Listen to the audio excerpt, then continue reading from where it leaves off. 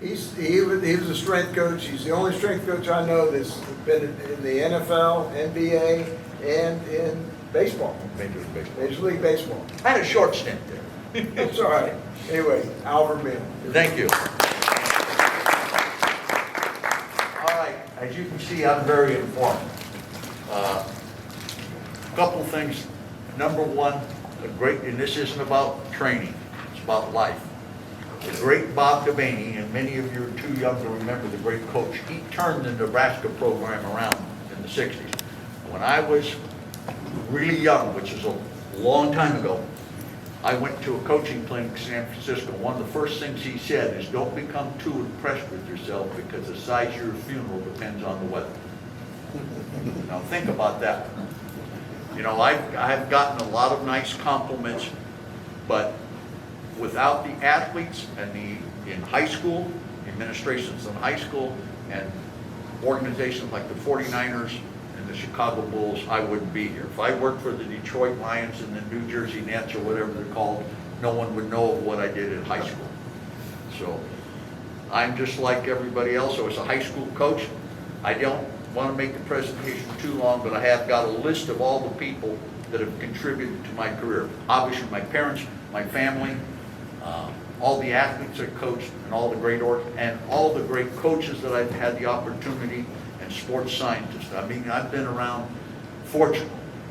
When I was with the Bulls, and even in the high school, we brought in coaches so I could learn. And with the Bulls, I had an $18,000 budget every year. I brought someone in so I could get better. So a lot of things I will talk about is a reflection of that. Now you see this question mark up here. You all wonder. I won't tell you what it really represents. My wife had me wear that. She's heard you were videoing this. So I'm like the other night. This is my speech for a lifetime. If I don't pass it, I'm in the old folks home. So. All right. Now, I'm not here to try to sell you on anything. I'm just telling you why I did it. I felt it was the best way to improve power with loads. And when I started coaching, I realized that my power clean was one of the greatest reverse curls you had ever seen. So through the years, I met people like Jimmy Smith, then the late Carl Miller. Later got to spend time with the great Yuri Vardanyan, 7-time world champion. Dick Smith, all people you wouldn't recognize. Russ Nimp, world record holder, and other coaches that helped me understand how to do this. Let's see if I'm doing this right. Push this button, or is it this one? There we go. I used this at Casserole High School, which was outside of Sacramento, Moreau High School in Hayward, the San Francisco 49ers, and the Chicago Bulls. The Olympic lifts train the athlete. In other words, when you catch that bar, and I know some people aren't catching the bar. I'm not here to say that's wrong or right. Some people can't turn the bar over correctly. That's what you have to do. You adapt to what they can do. I was looking at my videos with Scotty, and his arms were so long, it wasn't really as good. I should have just high pulled. But you're catching him, boom, you're absorbing that load. Well, that's everything you do in volleyball, basketball, football, all those sports. So you've got, that's why one of the reasons I like the advantage. And the other thing, if you think about it, and this is a great Dragomir Sorosian, meet the bar, tighten up, boom, look at that posture. What do you want in athletics? Where do you play? Down in here. So it's part of something. It's not the ultimate, it's not the only answer, it's not the only thing you do.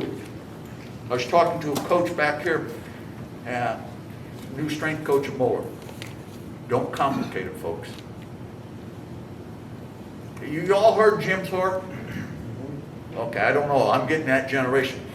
Okay, he was considered at that time the greatest athlete to ever live. Still made, relative to what he accomplished in his day,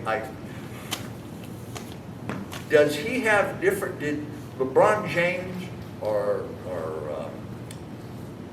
now I'm getting my senior moment, the quarterback for Kansas City, and I all of a sudden can't think of his name.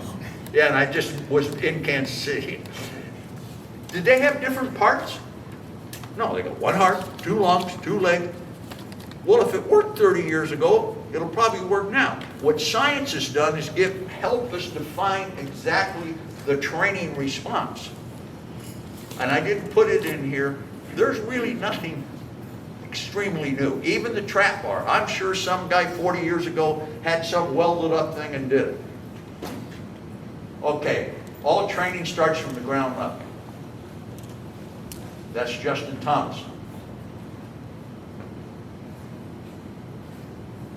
Just, because I think this is the thing we forget about. Now, golf has come to the party late, but all the great golfers did that. That's me jumping when I was young. Oh, I wish we'd had the rotational shot when I was a kid. I was a thrower. Because we used to talk about doing it like that in the early 60s, but no one was doing it.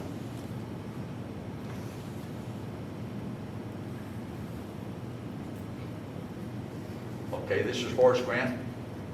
And this is a little clip I put together. I did not make Horace Grant.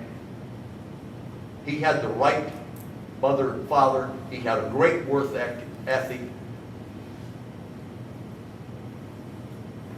And he had John Paxson gets the 3 against Phoenix.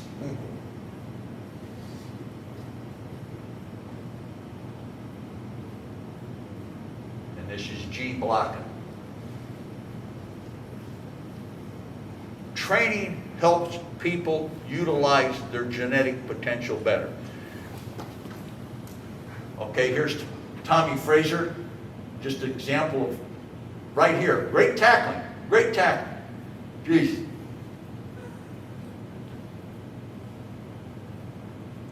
So all training starts from the ground up. Okay, I'm going to just show this quickly because I want to make sure you understand that this isn't the only thing you do. Okay, athletes' attitude, work ethic. If they don't have that, none of the rest of this is important. I don't care at what level. I was a high school coach for 10 years, and when I became a head coach, you know, you just got to get, you got to have people that want to work. Evaluation and testing. I can't get into that in detail, but if you want to find the best mobility, flexibility test you can have is one test. It's the only one you need, overhead squat. But here's the key. You get them in an overhead squat, whether it's a bar or stick, when they're in that position, have them press it, because that'll show you the shoulder flexibility. And that, you know, then if they can't squat, then you back it up and look in other directions. Work capacity. In the old days, we just called that getting in shape. I told people the other day, last night when I played, I had just come out of the generation where you played both ways, offense and defense. There were no 300-pound guys. They couldn't play. If you ever went back to the old rules, everybody had to run because you had to cover kicks, you had to play defense. So I would run in the summer, and I figured it out because I have my program. I ran 3,500 yards of sprints. Now, that's 5 days a week. I started with 10 50s, and each week increased it to. First of all, I didn't give myself any recovery. I'd run 50 and walk 50. Not the way you work on speed, but I was in condition. Okay, maximum relative strength. That speaks for itself. Explosive strength. It's an impulse. Olympic lifter, boom! It's an impulse. What are sports? If you're a basketball player, you're going up, boom! If you're volleyball, you're playing, boom! Even you're hitting a baseball, boom! It's an impulse. The best athletes have this boom. The poorer athletes, okay, I'm going to explode. You know, you could time them on an hourglass. That's what you're looking for. If they can overhead squat and they have a decent frame, be careful of people that are narrow-shouldered, narrow hip, because narrow-shouldered people can't support loads. And if they're cut high, if their torso is short and their legs are long, it's a tough one.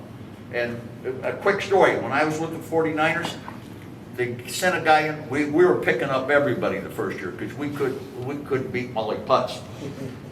And so John McVay said, Al, test this guy. I said, what's the problem? He's not explosive. So we went out and did 5 standing long jumps, and he did 45 feet. Then Carl Miller had given me the Olympic weightlifting body proportions. Well, he was cut high. And I went up to the young man and I said, I bet you everybody's told you to get your butt down. The kid looked at me like, How'd you know? Because your cut highs, you're going to be more productive. And they had them at nose guard instead of another position. So impulse. And this is just low loads with a medicine ball. And that 0 to 20 means, I think that's where it relates to speed. One thing you're going to read, I got some guy, I responded to a guy, of course my English is terrible. That was a foreign language. And he got on my disagreement about Olympic weightlifting and speed, and I responded, great, you got an A in English. But the point being, maybe world-class sprinters aren't going to be necessarily need to do that, even though Charlie Francis' group did. They have this, but I know still that many of the coaches are using Olympic lifts. In sports, we're not doing all with sprinters. So I think it relates more to help your speed. And I think it even helps. My son was trained by Yuri Vardanyan. You can look him up. And there was the great Russian sprinter Valery Bortsov. And he told Lance he could run with him the first 20, but not after that. Okay. This is where you have contact times longer. If I get these arrows mixed up. So it's repeat standing long jumps, that kind of thing. You're on the ground longer, so it's a blend of explosive and elastic strength. And then you have elastic strength, where its ground contact times are less, minimal leg flexion like ankle jumps, and absolute speed. Each quality depends on the other. Some form of speed training and change direction will be done in all cycles. So I just want you to understand, this is kind of an order of development. Now, it's not, there is nothing that's exact. Don't take anything as an absolute. And I learned from a great thing on the internet, on YouTube, golf coaches were talking about, I reserve the right to change my mind. Reserve the right to change your mind. Because I've changed my mind on certain things. Okay? Now, along velocity, okay, this is a change. We know that. Squats. Okay, pulls, deadlifts, RDLs, whatever. Now these are male norms. Okay, explosive strength. You'd like to be able to power clean that percent of your body weight. Now if you're 7 foot tall, you're not going to always be that. That's just relative. Ratios, here's something you can take home. What's the percent of your back squat to your power clean? Are your muscles power snatch or push jerk? So you can look at that and take that as a thought. Explosive strength, okay? Medicine ball over the back, those things. Squat jump. Squat jump is you don't wind up. I was a personal friend of Carmelo Bosco, who was one of the originators of all that vertical jump testing. He was brilliant. Okay, this is your, now here's something, just an example. Let's say you have you have a young lady or a young man that can do 8 foot standing long jump. What can they do for 3 and 5? They may be real good at one jump, but they can't repeat it. This is acyclical. One jump means it's acyclical. How are they repetitive? So you may have someone that's really explosive, but when you ask them to repeat it, they can't do it. So what does that tell you in terms of what you might want to emphasize in their jumping? And you don't need 10,000 jumps. You don't need 10,000 different kinds. Remember this, the better the athlete is going to adapt quicker, because they have the nervous system. That's the key. So it's just things you look at. If you want to put this on your website, I can't put the videos on because I never put the bullshit stuff on the internet. Because someone's going to get in there and say, oh, look at this, and I'm going to get whizzed off, try to be polite, and then that's my personality. One of the scouts came in one time when I was with the Bulls, and he said something, well, I bowed my neck. He said, I can tell why you played linebacker. And I know since then he goes, you played linebacker? What's that, at the old retirement home or something? But it was a different game. They couldn't grab you. They couldn't reach. Their hands had to be here. They didn't, that's when they applied the rules. Okay? 0 to 30, that's where that applies. Here's your reactive strength, less than 0.2 of a second. Foot on the ground. Speed, you know. So this is, you see how this is all connected by a chain. I want to go back. That's what you got to remember. So when you, I'm talking about one part of training, and that's why I'm taking some time to make sure that's all this. It's connected.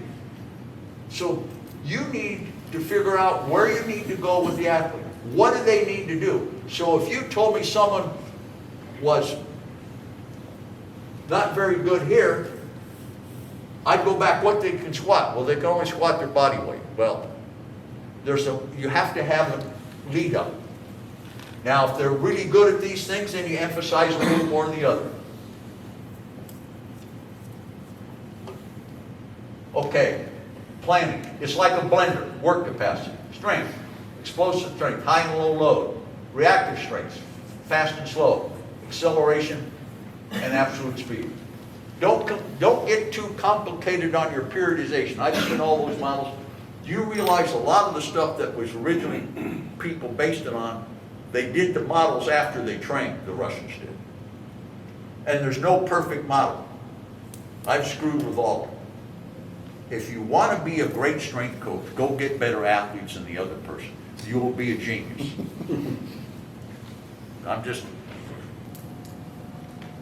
You get guys coming in as high school, college, professional, into your private facilities. Are they athletes? And when you teach Olympic lifting, you'll find out right away who athletes are. So that's the important thing. It improves intermuscular coordination. And if you ever go online and watch the great Jesse Owens, and Charlie made a great point of this, it's not only how fast you turn on a muscle, it's how fast it can relax to allow the next contraction. So they're smooth, they're rhythmic. And I tell you, go back and I have that in another place, and watch Jesse Owens in the 1936 Olympics. And they've had a bunch of stories and movies on them, and it's very interesting. That rhythm and timing. Charlie always thought he was the best until Bolt came along. So it's, in other words, when you go, you have to explode it, boom, then you have to relax. It's not along like a squat. There's nothing wrong with doing big weights. But if all you do is grind out everything, that's what your body adapts to.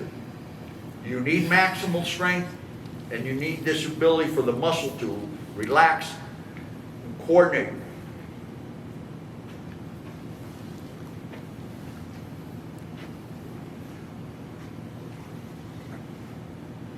The second pull really relates to throwing like a shot or medicine ball. It's a ballistic movement. It's not totally ballistic like throwing a medicine ball would be, but it is ballistic. Boom, you're putting force on it.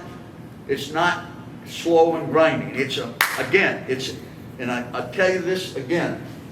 If you gave me two tests to test an athlete, I'd have him go down here, boom, or even bet with Dragomir Sorokin. Come on up here, son. Put your hand on my shoulder. And Dragomir was from Romania, and he talked like this. Propulse against the ground. Boom! Boom! That's hard to do. But the other one I do is ankle jumps. So if I do the overhead squat, and some type of jump, why ankle jumps? What's that tell you about? Who is young and can jump a little bit? I don't want to hurt him. Oh God, you got to be some young guy. Right here. All right, come here, son. This guy right here. I want to, now, Letitia, you can see I get a little off, but these are important things, because someone asked me to write a book. Well, I can't always remember what to put in the book. I mean, I couldn't even get in the right building today. Okay, I want you to just jump up and down. Put your hands on your hip and just jump up and down. I said, keep going, keep going. Now I'm going to lift you, go higher. Okay, now keep going when I let go. Now keep going. She jumps a little higher. What did I do? I overloaded the eccentric contraction. Boy, that was complicated. You know how I figured that one out? It's one of the original ideas. If I had one in my life, the rest have died alone. I had I had a young man from Russia who worked with me, Oleg Davinskevich. He's changed his name. I call him my favorite comic. See, that was before you were woke. I grew up, yeah, it's still my favorite comic. And he had his half brother there, and he was trying to jump. And so I went and grabbed him and did that, and all of a sudden he got better. If it works, it works. You have the highest acceleration near the end of the movement. This is from Mel Schiff's book, Verkoshansky. Oh, that was great. That didn't work. Oh, I got the wrong thing. It'd help if I get the right thing. Okay. These are the things that he felt when you looked at that. The magnitude, the amplitude, the direction. You can see dynamic force. The Olympic lifts all match that. It's not single leg. It can be done one-arm dumbbell muscle snatches. Actually, you're throwing the weight, but I didn't count. You're pushing and pulling. Movement contracting to velocity. The contracting velocity is high. Vertical force, not horizontal. Rate of force development is very fast. Time to peak is fast. Rate of loading, power output, ground contact, boom. The impulse from right here is about 1.5 to 0.2 of a second. Most athletic things happen in what? That time period. Great sprinters are less than 0.2. Everything you're doing is a very short time. Impulse. Heart rate, it's even some VO2. You know, you can look at all this. The motor unit recruitment, rate coding. Charlie always told me, he said, one of the big advantages for a sprinter, besides the power, was that he felt you couldn't sprint high quality year round. It was just too hard on those guys. So he felt that by doing the Olympic lifts, you keep the nervous system active. So you don't have to quite do the volume at times. Now, Ben didn't do Olympic lifts because he didn't do a good job. And when he came down, when he wasn't supposed to be coaching in the 90s, he came down. And I put a stick. Ben had 200 pounds or whatever. And I put a stick so he couldn't swing it. He did one, Charlie said it's the best one he ever did. But his other guys did. All right? How many different positions? Well, you can get them coming off the floor. Well, that's strength and starting strength. That's Tony Kukoc at mid-shin, at the knee. So here, you're really working the hamstring. So if you want to work on the elasticity, the elastic response to hamstrings, you're getting it there. The Russians found the people with the best hamstrings did the best on the second pull there. Now, you're high in the thigh. How many of you have an athlete that winds up to tackle, winds up to jump, it jumps like this? Have you had any of those kind of, okay. Now, in the late 80s, we had a guy named Dave Corzine. Great guy, 6'11", big heavy set, not really elastic. But he always cleaned best when I put the bar here. You know, after seeing it, so we started doing it with the lesser, because from here on a box especially, I can't wind up. So your recruitment is of the motor units you're going to synchronize them a little better because it's all or nothing. Boom. Well, there's a gentleman you can look up his research named Joseph Tihanti, was a jump coach, and he found that the less explosive athletes, the deeper you get them in a flex, the less efficient they are. So we would do with the less explosive athletes, we would do make sure you do some. One other thing. You're saying, Al, I don't have time to teach all this. I understand it. If you get them to do this from one of these positions well, and you do something below the knee, if they are capable. I had guys at the Bulls, we would never get there because of limb proportions, other things. So it's, you adapt to your situation. If I was a high school coach, I would teach the other movement, but I would get them good from here before I do it. If they can, boom! That's what you're looking for. And I know we all have bar speeds thing. I'm not great on those because I think people start trying to train to that instead of missing. My eyes told me if it was moving fast. Okay. Big motor unit recruitment. Okay, that's Pete Sharenko, one of the great lifters of all time. That's Arnold, as you can see, two different body types. That's great to go to the beach. That's better for athletics. This is Jason Caffey snatching, I think, 70 kilos. I think it's in season. Now, when I was coaching this, we had a tendency to jump forward because I got him a little too, at that time, I was always emphasizing getting over the bar. And I got a little too far over, so you're going to see that. So, you can see these things that have improved. Just what I was talking about, rate coding, synchronization. Now, pretty power output.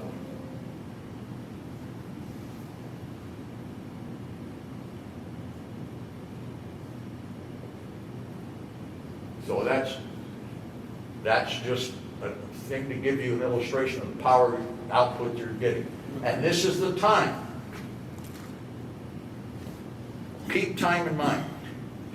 You know, Coach, if I send you this presentation and you want to send, say you don't have to use your phones to take pictures, I'll do it. I have to take the videos out. I know everybody said I wouldn't put it on the internet, but then you're like me. Well, I'll send it to this guy, and he sends it to that guy. You know, that's coaching. And I only do that, not that the players would mind, but I don't want to be on the internet. Really honestly, I don't take any credit for what they did. I was doing my job. That's all I was doing, just like anybody else. All right. Force and power characteristics of exercise. All right, go back. All right. Peak power. So you can see the mid-thigh.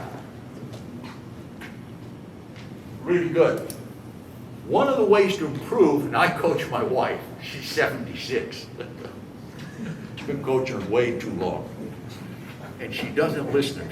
I told her, you're the most uncoachable athlete I've ever worked with. Then I coach her in golf, and you screwed me up. You know, that's but I have her do, if you want to improve so much, I mean, if you want to get the absolute bare bones, jump and shrug. Boom! That's the most power you put out, is the jump and shrug.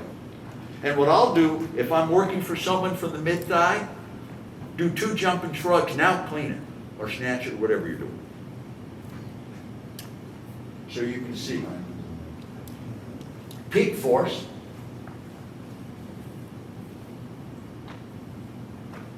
Rate of force development.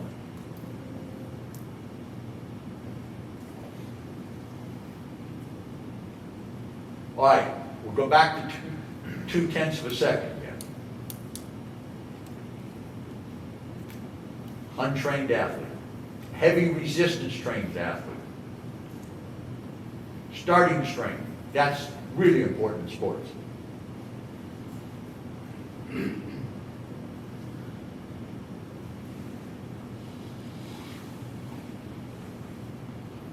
But just look at that. Here's sprinting. Where's my little arrow thing? Is it here? Where's that, Coach? Where's this arrow thing I can point with? Well, maybe that's it. I don't know. Anyway, you can see the second pull, sprinting, very short time of force application. Remember, especially the younger the athlete, their nervous system's like putty. But even if you get to college kids, if you repeatedly boom, boom, boom, yes, it's not sprinting, but if you train your nervous system to continually respond, it's got to carry over. You don't go sprint and take your nervous system out and throw it away.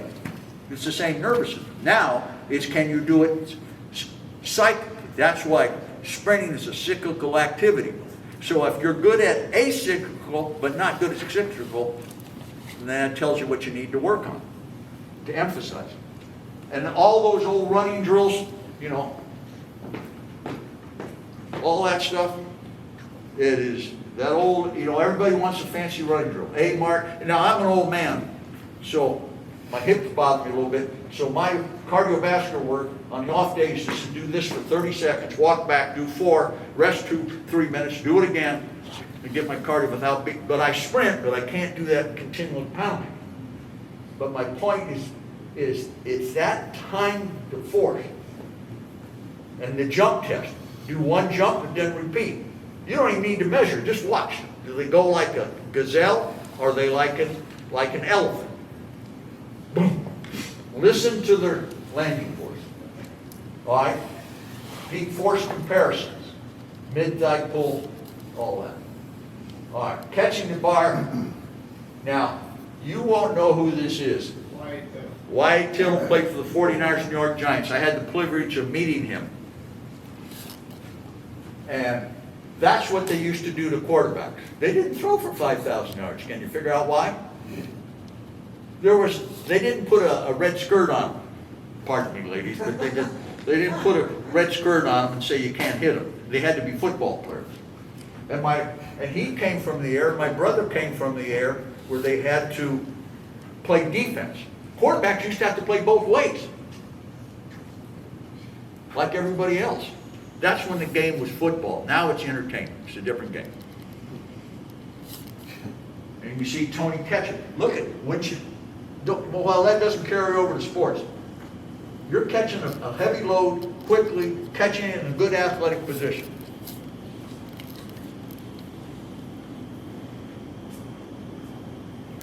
Okay? Soccer players, look at the forces they have to handle in deceleration.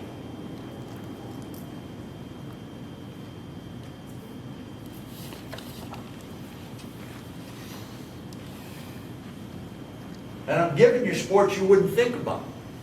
Think about football and maybe basketball. Volleyball. Boy, you talk about a sport. I watch my granddaughter. They play year-round. She's my stallion. She could reach a par 5 and 2 from the women's tees at 11 years old, but I can't get her to play. I said, they got thousands of scholarships. She hits the ball. When she hits it, it has that sound. It doesn't sound like mine. Ding.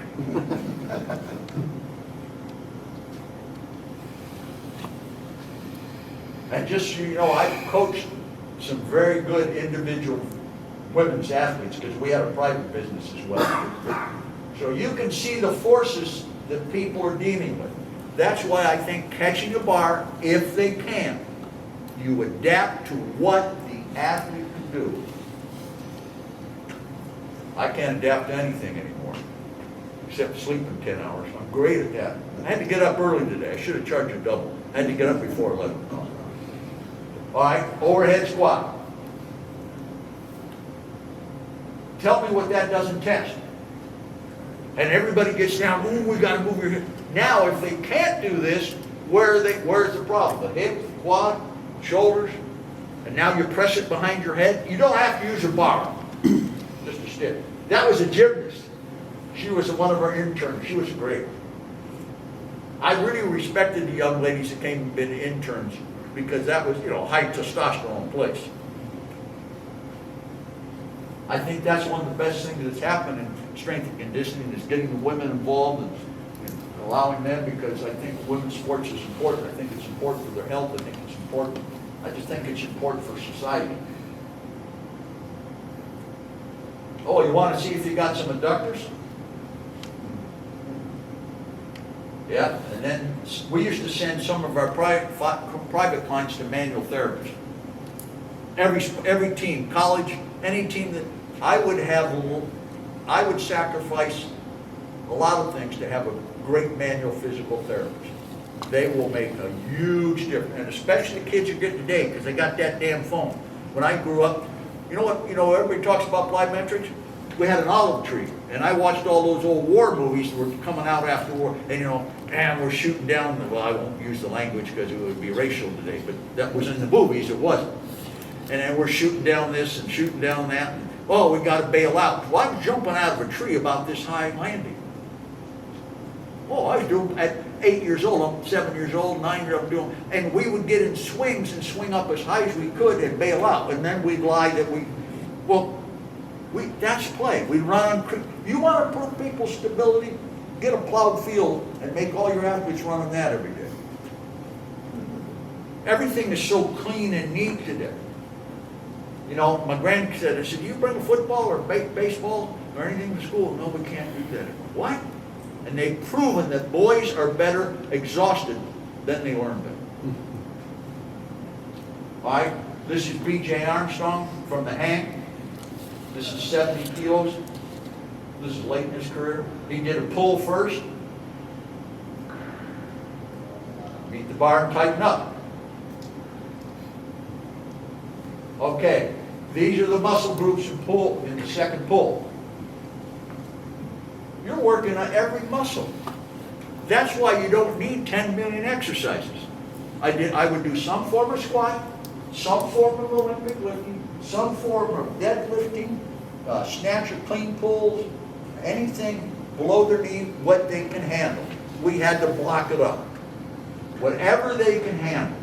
Even sumo deadlifts for some guy. Whatever you can do. But look at all the muscles involved. Look at the catch. Look at all the shoulder muscles involved.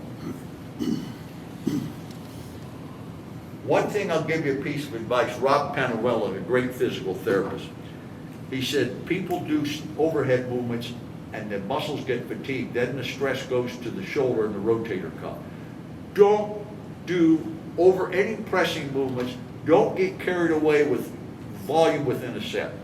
I would never have anybody do more than 4 to 5 snatches overhead and push. I keep it, you know, young kids, your push presses, you know, you can get up to 8s and that.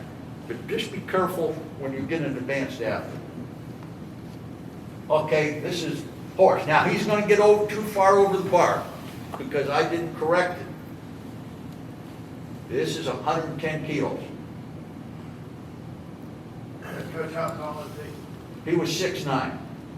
But his proportions were perfect. BJ had a 39-inch inseam. We couldn't lift him off the floor. Again, do what you can do in anything, whether sprinting, jumping, mentally. I remember, I'll give you the name. It was Johnny Paxson. A long time ago. Came through the weight room. He was walking like this in our first facility. I said, you played great defense last night, John. He said, oh, thanks. I didn't know anybody noticed. Because he didn't get the ball, you know. So watch how they walk in. I had a high school kid, my best quarterback. I said, what's wrong today, Jimmy? He said, how'd you know, Coach? He had some problems at home. Now, you know, here's the other thing. I know this has nothing to do with them. It's about coaching.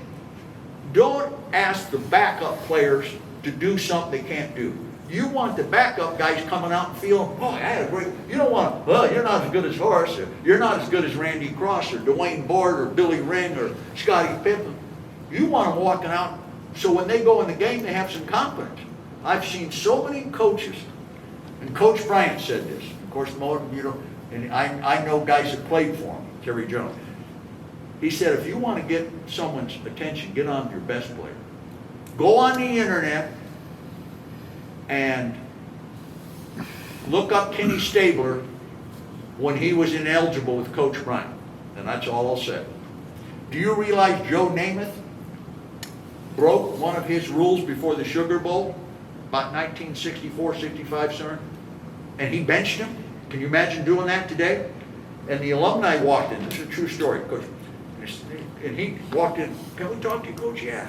He said, and he knew what he wanted. And they talked a while. He said, you know, we really want Joe to play. He said, okay. Oh, great. And they're walking out. He said, who's going to coach your team in the bowl game? Joe didn't play. Al Miller said he couldn't spell Sikkim, but he could size up people this quick. You want to find out, and unfortunately, with the way things are today, we've lost the ability to do those things. And I think, now I'm old school. I cut my 2 starting tackles in spring practice because they missed 2 spring. First one, they're disciplined. Second one, I cut them. And I'm walking on the field. My little linebacker the next year was going to play for me. He said, didn't know I was behind him. He said, well, we're going to see if he's a man of his word.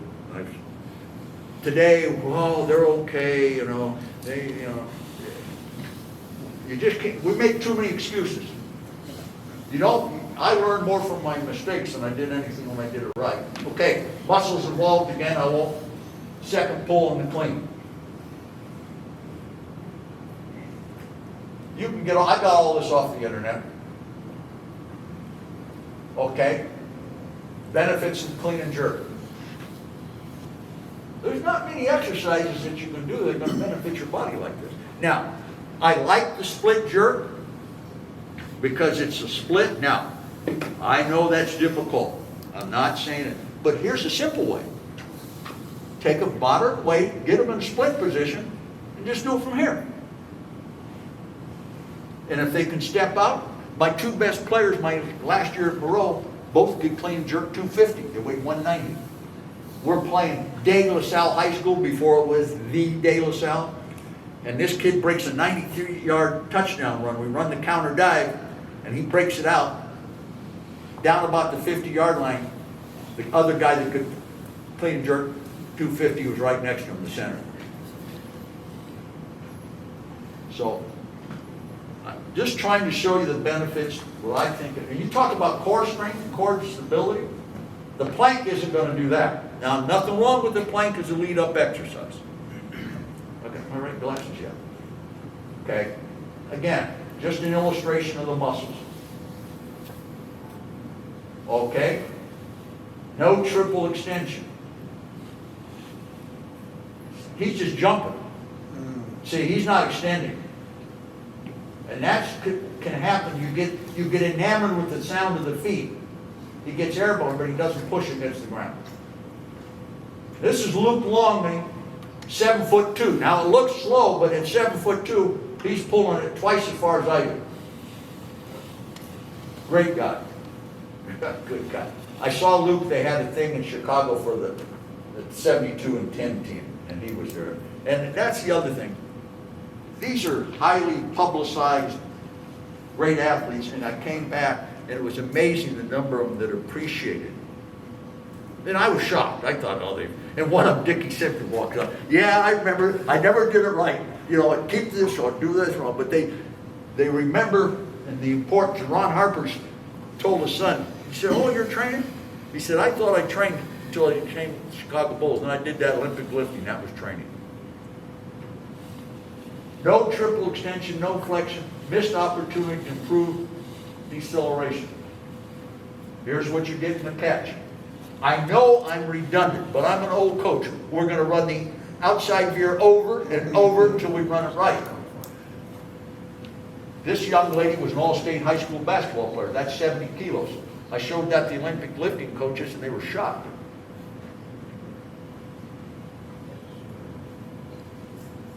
Okay? Split stance. Triple. Everybody talks about triple extension.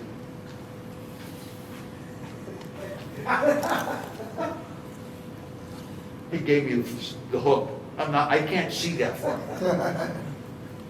Okay, that's Ron Rivera bounding. So triple flexion.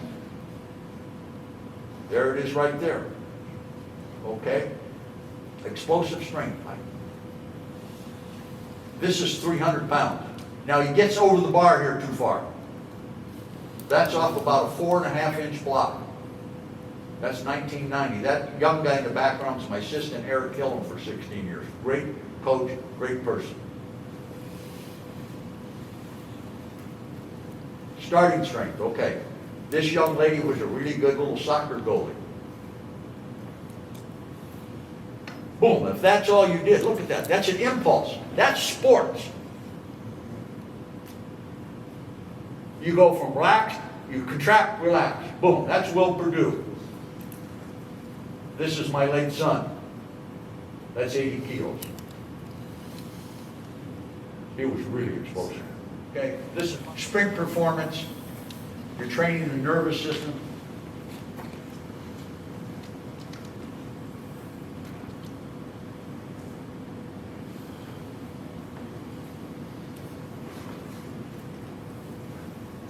You're overcoming your body mass. That's why when people do Olympic lifts, if you don't overcome enough, at least your body mass, you're not really getting, because you're just moving the same thing you're used to moving to. All right, this is, I think, about done. Triple extension, triple flexion. I keep coming back to it.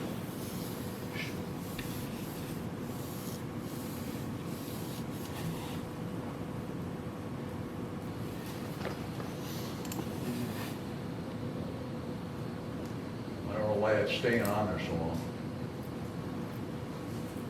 That doesn't make sense. Here. All right. Okay, here's a great drive block. Right here. Oh, now this is Tony. And the one thing it missed, any questions? Now that I bored you to death, yes. Coach, could you go back and talk about, you were a physical education teacher when you Yes, sir. first started. Did you start weights at your first high school, and what was your weight room like? Well, my first high school, I was at Casa Roble. I was just out of college. And we had some free weights in a universal gym. And I did the things I did, What year was that? 1968. And I just started doing the things I did. And, you know, some kids got stronger and I couldn't figure why the others didn't, you know, because I had been in college football where we all got stronger. But we did the basic exercises, probably too many. And we sprinted. And I didn't know anything about plyometrics at that time. I started plyometrics in 76 with Don Shue. We started doing it. And then you went to the 49ers then? No, I was at Casa Roble. We had a weight room, and when I came back after getting my master's, they had put two portables together, so it was a pretty big weight room. And then I went to Moreau High School. I took the York plates and found a foundry that would pour them for us. I carved off York and rimmed out the centers, and they made us 2,000 or 3,000 pounds of weight for 15 cents a pound. Then I go to Moreau, and a lady comes up to me and says, "Coach, my son's going to be a freshman. And is there anything my husband and I can do for you?" He said, you know these big trailers, and there's two trailers? Well, that second trailer has a third wheel.